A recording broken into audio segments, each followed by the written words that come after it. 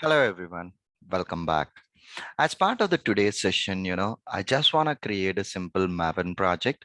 And to that Maven project, I'll be adding all the required dependencies to that so that, we can maintain our code base moving ahead within this Maven project itself. So what I'm going to do right now, go to File, go to New, Others, and I'm choosing a Maven project. And here I'm just going out with a filter that this is what the filter that I was just looking for. Okay, so let us wait for these artifact types. So here, arc.apache.maven quick start. I'm just choosing this one and I'm giving a name, basically the group ID I'm giving and the artifact ID also I'm giving, and I'm clicking on a finish button. It's a simple Maven configuration that we usually do. So I just created a new Maven project. So as we are working on mobile automation testing here using a Maven, so I just need to add a certain dependencies here.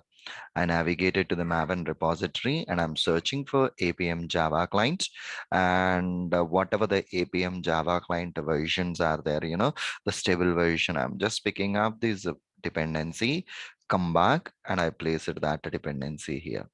The same way, search for Selenium Java and come back here. Whatever the latest dependencies are there, I just want to go with it. So instead of picking up the 4 now, I was just going with the 3.141.59 as of now, and I'm just creating a Maven project. That's it, guys. We are done with a simple project, and we have created this simple project right now. And on top of this simple project, if at all you want to write down any programs, you can start writing down your test script. So we have already studied about the desired capabilities and other chunk, right? So let me try to create a new small program in this Maven project and see how this is going to work. So here I'm copying paste a draft code. Okay, I'm just creating a draft code here.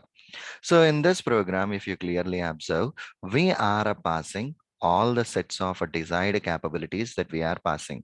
So, capability dot set capability, I can pass my platform name either here in this way or in this way as well.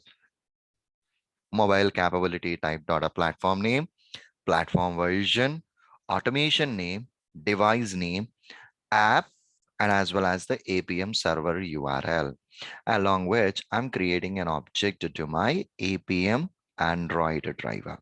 So here, guys, one thing is basically the platform version is a 12.0. So here I'm using my Android Studio to create a new emulator for us, and this is what the emulator that I have created on my Android Studio, and the version of that particular emulator is Android 12.0, and we need to specify the app file information. So I'm navigating to my downloads. Here is the place where I'm maintaining my app files. So, I'm just getting that information.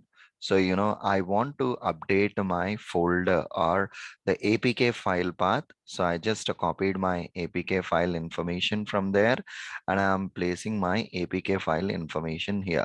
See here, guys, in the users in the Lucky Downloads app Android, this is what the app this is what the app that I want to deal with it. That's it. This is a simple APK file. I want to deal with it.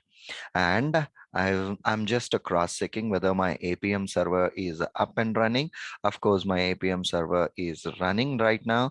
Let me try to run my test script and see whether it is establishing a session with that device. So in this instance, guys, if you clearly observe in line number 28, I'm creating an object to my Android driver. And in line number 31, I'm asking it to wait for some time and then terminate it using a quit command. See, the app got launched on a mobile device. It terminated the app after few seconds. Okay, it terminated the app after few seconds. Okay, let me rerun my program so that we can have a look into that execution as well. So run as a Java application, it's getting executed.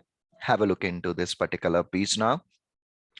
Your APM should establish a connection with this emulator and it should perform the operations. Of course, I have given a simple operation, which is a launch app and a terminate app. This is being performed. So it means with that note, we can say that the configuration was successfully established. And even if you want to get the inspector session. You just need to click on the APM inspector icon, go to the saved capabilities and fill it up. Whatever the capabilities you have, you just need to pass all the capabilities. Automatically, it's been establishing a session, guys. Okay, cool, done the deal. This is the way how exactly we can configure a project.